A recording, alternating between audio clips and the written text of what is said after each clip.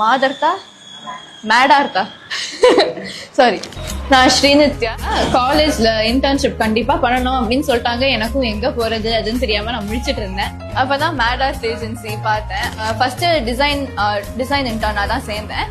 அதுக்கப்புறம் I was also into like copy writing. I want to try a hand in everything. எனக்கு வந்து உடனேவே ஒரு நீஷ்ல எனக்கு ஸ்பெசிஃபை பண்ணி டெஸ்ட் பண்ண வேணாம். I want to explore everything. அதனால நான் ரைட்டிங்கும் I started like taking on some project. At first நான் அது ரொம்ப ஈஸி, இது என்ன இருக்கும் அப்படின்னு தான் நினைச்சேன். அதுக்கப்புறம் இப்ப நம்ம டிசைன் பண்றது தியரட்டிக்கலா all these design elements should be in place அப்படின்னு நான் காலேஜ்ல தியரட்டிக்கலா படிச்சிருக்கேன். ஆனா இங்க வந்துட்டு ஒரு பிராண்டுக்கு அதை எப்படி அப்ளை பண்ணோம், அதோட டோன் ஆஃப் வாய்ஸோட மேட்ச் ஆதா, அது எல்லாமே நான் வந்து இங்க வந்துட்டு தான் கொஞ்சம் கொஞ்சமா எனக்கு அண்டர்ஸ்டாண்டிங் வர ஆரம்பிச்சுது.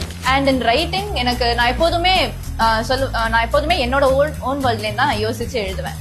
ஆனா இங்க வந்துட்டு தான் நான் ஆடியன்ஸ் பத்தியே நான் கன்சிடர் பண்ணி அவங்களோட மைண்ட்ல இருந்து நான் யோசிச்சு எழுதுறதுலாம் இப்பதான் ஐம் லேர்னிங் கொஞ்சம் கொஞ்சமா.